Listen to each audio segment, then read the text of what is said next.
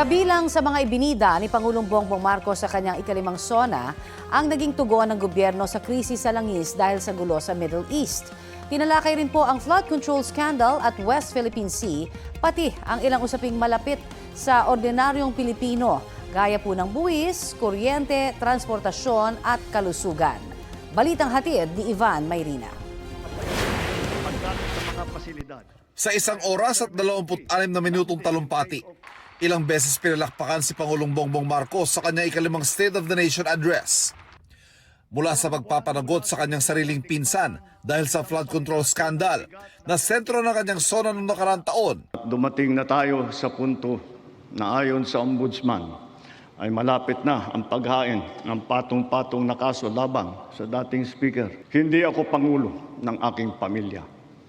Hindi ako Pangulo ng aking kaibigan.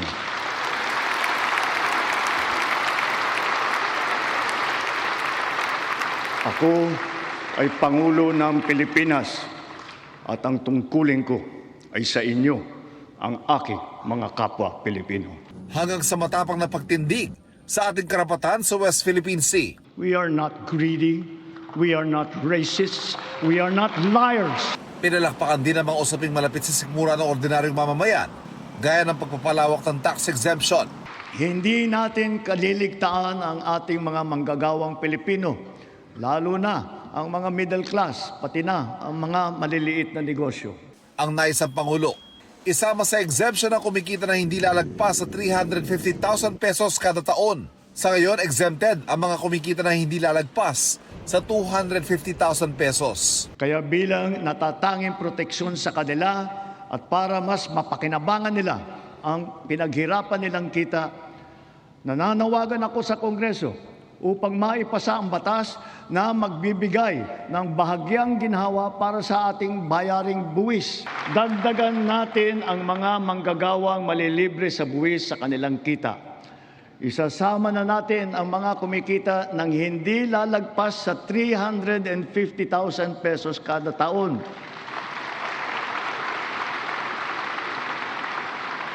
Kasabay nito ang karampatang pagbaba ng income tax ng iba parang manggagawa.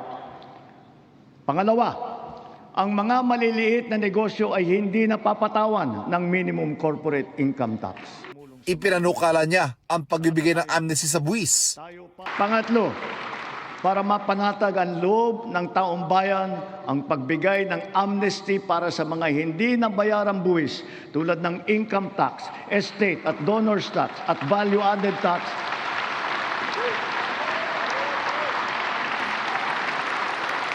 Kasama na rin dyan ang mga multa na kaakibat ng mga ito.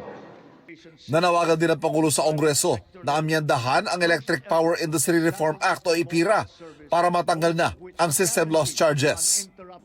Ito ang binabayaran ng mga consumer para sa mga ninanakaw na kuryente at nawawalang kuryente habang dumadaloy sa kable. Hindi naman kasalanan ng consumer kung bakit nagkaroon ng systems loss. Kaya hindi naman tama na kailangan sila pa ang pagbabayarin dito. Therefore, we, the people, we demand for the immediate amendment of the EPIRA.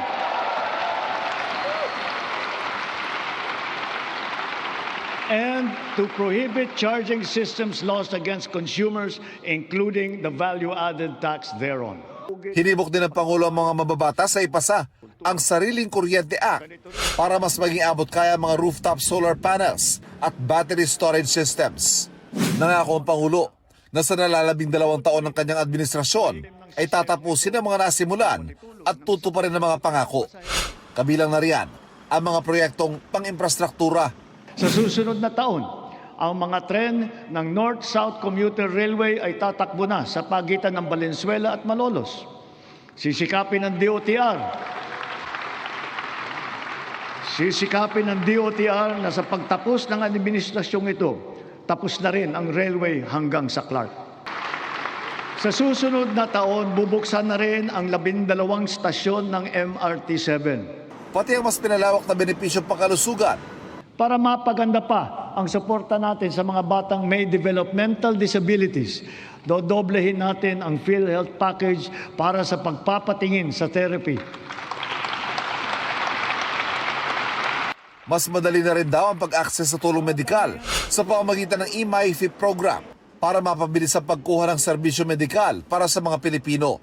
Ibinida rin ng Pangulo na naging maagap sila sa pagtugon na magkakrisis dahil sa gulo sa Middle East. Libuang buwan mula sumiklab ang digmaan, ramdam pa rin natin ang bigat ng mga epekto nito sa ating bansa. Hanggang kailangan, asahan ninyo na hindi titigil ang pagsuporta ng pamahalaan. Naglaan tayo ng mahigit 60 bilyong piso para dito hanggang sa katapusan ng taon. Ilang beses ding sinabi ng Pangulo, ang mga pondong naiiwas sa mga tiwali ay ibinuhos ng pamahalaan sa mga proyektong pakikinabangan. Ang pondo na naisalba natin na balak ibulsa ng mga tiwaling opisyal ay sa taong bayan natin ibinubuhos. Ngayon,